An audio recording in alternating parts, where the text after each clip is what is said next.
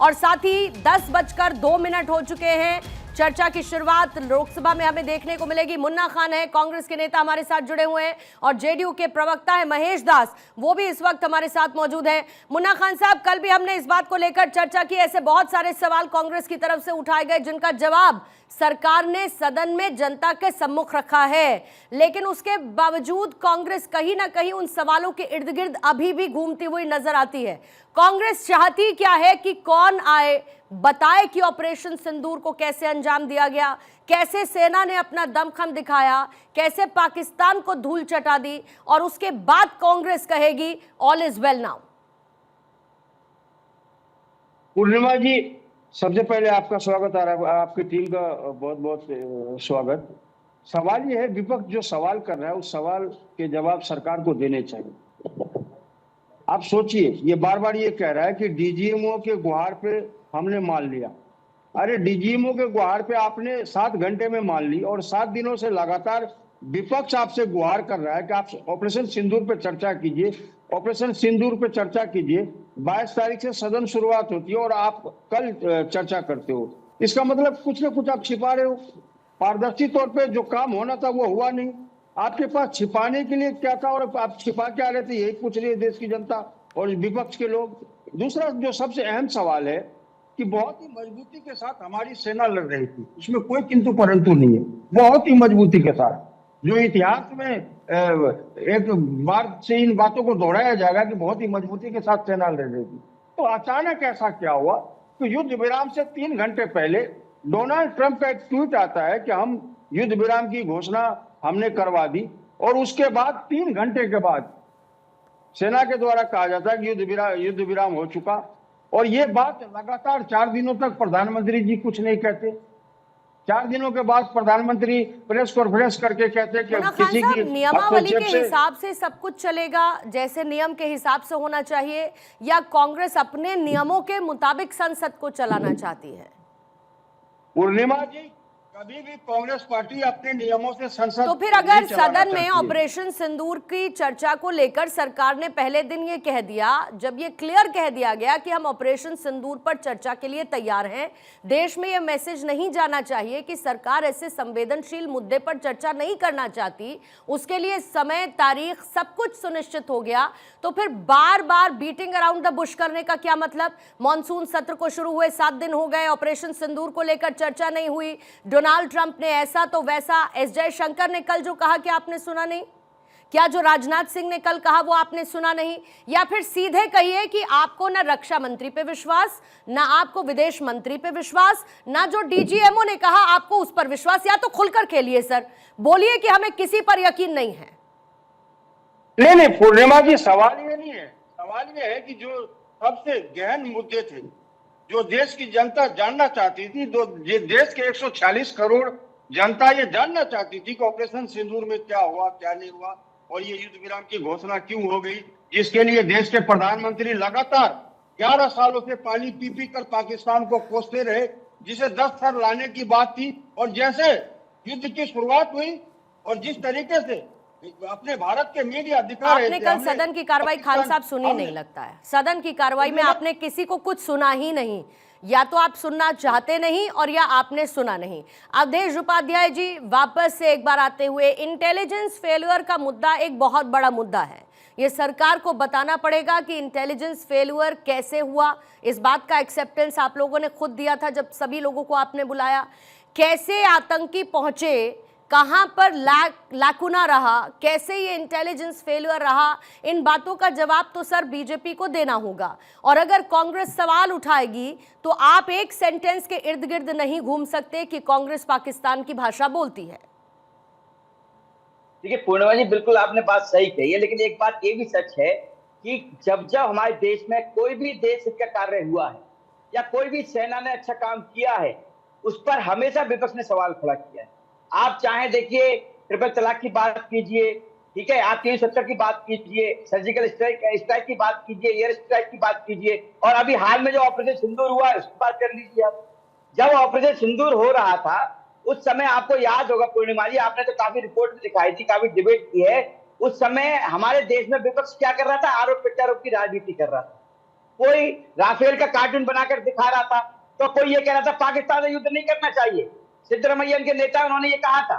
कांग्रेस के जीजाजी ने ये कहा था, जो कांग्रेस के जीजाजी हैं उन्होंने ये कहा था पूर्णिमा जी कि देखिए इनको कहिए कि शब्दों को मर्यादा रखिए। ठीक है, उनका नाम रॉबर्ट वाड्रा है, नाम के साथ संबोधित करें उपाध्याय जी, नाम के साथ संबोधित करें। बिल्कुल, आपको अपना पसंदीदा निकनेम देने की कोई जरूरत नहीं है और उसकी यहाँ पर जरूरत नहीं है। नाम के साथ संबोधित करें। रॉबर्ट वाड्रा जी ने कहा था कि हिंदुस्तान में मुसलमानों को दबाया जा रहा है, उसका नतीजा हमें पहलगाम में देखने को मिला। ठीक है, और ये यहीं तक सीमित नहीं रहा। उसके बाद देश के प्रधानमंत्री का एक फोटो लॉन्च किया गया कांग्रेस की तरफ से, उसमें सिर अलग कर दिया गया फोटो। ये क्या चीज थी भाई? अरे कितना भी बुरा विपक्ष सही किसी भी देश का आपने देखा होगा, अगर देश हित की बात जब आती है तो सब लोग साथ में खड़े होते हैं। लेकिन हमारा देश भारत देखिए आप, जब देश हित की काम बात होती है तो विपक्ष हमारा पीछे हट जाता है। अभी ये बात कर रहे थे कि चर्चा नहीं होती, पहले तो ये कहते हैं चर्चा नहीं होती है, जब चर्चा होने पे आती है तो ये लोग शोर शराबा करते हैं, हल्ला उल्ला करते हैं। आपको मैं बता दूं पूर्णिमा जी, संसद की प्रत्येक कार्यवाही पर करीब हर 2 मिनट में 2.5 लाख रुपए बहुत अच्छी तरीके से जानती हूँ सर, बहुत अच्छी तरीके से जानती हूँ। आम जनता के टैक्स का पैसा है और उसमें मेरे भी टैक्स का पैसा है, तो बहुत अच्छी तरीके से जानती हूँ कि कितना खर्चा होता है। लेकिन क्या सदन को चलाने की जिम्मेदारी सिर्फ और सिर्फ विपक्ष की होती है? क्या सरकार की कोई जिम्मेदारी नहीं होती है? बिल्कुल पूर्णिमा जी, हम तो स्वीकार करते हैं, हमारी तो जिम्मेदारी है। हमने तो कहा, इन्होंने जब विपक्ष ने कहा था कि आप चर्चा कीजिए ऑपरेशन सिंदूर पर, हमने चर्चा की तो कौन आया? कल क्या हुआ वहां पर? हल्ला उल्ला हुआ? नहीं हुआ पूरी तरह से।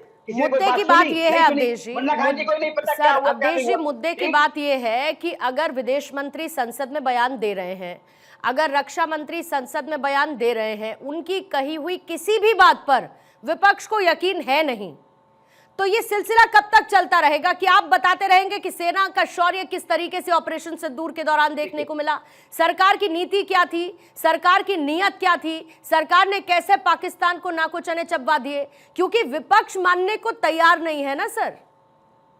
अब देखिए पूर्णिमा जी, इसमें क्या कर सकते हैं आप? जब विपक्ष की जो इच्छा है वो तो जो मिलती है, जो उनका प्यार है वो पाकिस्तानियों से है, वहां के आतंकियों से है। अब आप देखिए ना, उसका उदाहरण मैं दे रहा हूँ। जब 22 अप्रैल को पहलगांव में हिंदुओं को धर्म पूछकर मारा गया, राहुल गांधी गए थे मिलने। किससे मिलने गए थे? किसी हिंदू के घर गए थे मिलने। लेकिन हाँ, वहां जो मुस्लिम मरे थे, वहां जो मुस्लिम की हत्या हुई थी, उनके यहाँ जरूर मिलने गए थे राहुल गांधी। इससे ये साफ स्पष्ट होता है कि राहुल गांधी जी को किससे प्यार है। भाई किसी हिंदू 26 लोग थे, नहीं, मुस्लिमों से मिलने का मतलब पाकिस्तान से प्रेम कैसे हुआ? अरे हिंदुस्तान में मुसलमान नहीं रहते क्या? नहीं, मैं तो ये कह रहा हूँ आप सबके घर जाइए, लेकिन पक्षपात तो मत कीजिए। तो वो पूछ रहे हैं कि प्रधानमंत्री भी चले जाते, प्रधानमंत्री क्यों नहीं गए मिलने के लिए? नहीं, प्रधानमंत्री, मैं तो ये कह रहा हूँ, मेरी बात समझिए आप। तो राहुल गांधी जी जवाब देना चाहते आती हूँ परिवार के जो 26 हिंदू परिवार जो उजड़ गए थे, उनके घर गए राहुल गांधी जी। मुन्ना गांधी से पूछिए, लेकिन नहीं गए। लेकिन हाँ, भारतीय सेना पर सवाल खड़ा करने का काम सबसे पहले राहुल गांधी जी करेंगे, इनके नेता करेंगे। तो भाई ऐसी क्या नफरत है आपको भारतीय सेना से? आपको भारत पे विश्वास नहीं है, भारत के प्रधानमंत्री पे विश्वास नहीं है, भारत के विदेश मंत्री पे विश्वास नहीं है, लेकिन हाँ, बाहर का जो व्यक्ति है उस पर पूरे विपक्ष को विश्वास है। ठीक, पाकिस्तान का जो आर्मी ऑफिसर है उस पर पूरे विपक्ष को विश्वास है। लेकिन अपने भारत पर, भारत के प्रधानमंत्री पर, भारत के विदेश मंत्री पर, भारत की सेना पर देश के विपक्ष को विश्वास नहीं है। मुन्ना खान साहब, ये जो क्लीन चिट देने का सिलसिला है ना पाकिस्तान को, जो चिदम्बरम साहब ने कल सुबह से जिस तरीके से उनका बयान आया, उस इंटरव्यू आधारित, जब उन्होंने पाकिस्तान को क्लीन चिट देते कहा, फिर ये दिक्कत कर देता है ना कांग्रेस के लिए। शुरुआत में सर आप लोग बिल्कुल ठीक चल रहे थे मुन्ना खान साहब, जब ऑपरेशन सिंदूर आपने कहा सरकार के आप साथ हैं, आप लोगों ने कहा कि भाई पीओके लेकर रहो इस बार। लेकिन अगर ये डीजीएमओ, अगर सेना के स्तर पर ये कहा जा रहा है कि हमने प्रिसिशन के साथ आतंकिस्तान को खत्म करने के लिए हमने आतंकियों को टारगेट किया, पाकिस्तान में आतंकियों के लॉन्च पैड्स को हमको टारगेट करना था, अगर ये सेना के अधिकारियों की तरफ से, टॉप लेवल अधिकारियों की तरफ से आ रहा है, तो कम से कम वहां तो विश्वास की उम्मीद रखेंगे। या मुन्ना खान से ये भी कह दीजिए आप कि आपको सेना पर भी यकीन नहीं है, आपको डीजीएमओ पर भी यकीन नहीं है, और हम अपना अपना राग, अपनी अपनी डफली हम वही बजाते रहेंगे जो हमको कहना है। देखिए पूर्णिमा जी, बहुत अच्छा सवाल किया आपने। मैं आपसे अनुरोध करूंगा कि 2 मिनट का समय दिया जाए, मैं एक एक सवाल के जवाब देता हूँ। बोलिए सर। सवाल अगर विश्वास की है तो कभी भी किसी दल ने, इंडिया गठबंधन के अलायंस ने, किसी ने भी ये नहीं कहा कि हमें सेना के ऊपर विश्वास नहीं है। अच्छा, सेना के शौर्य पराक्रम पे सभी को विश्वास है, लेकिन खुद जो सेना के अटैची बाहर जाके कहते हैं कि सरकार के गलत नीति की वजह से हमारा नुकसान हुआ, तो कौन ये सी एक गलत नीति का जिक्र सस्पेंस वाली किसने बात किया है। सर? किसने किया बताइएगा? बिल्कुल। गलत नीति सरकार की और कोट कर रहे हैं आप, एग्जैक्टली कोट कर रहे हैं, मैं ये मान के चल रही हूं, इसमें कोई भी मिसकोटेशन नहीं है।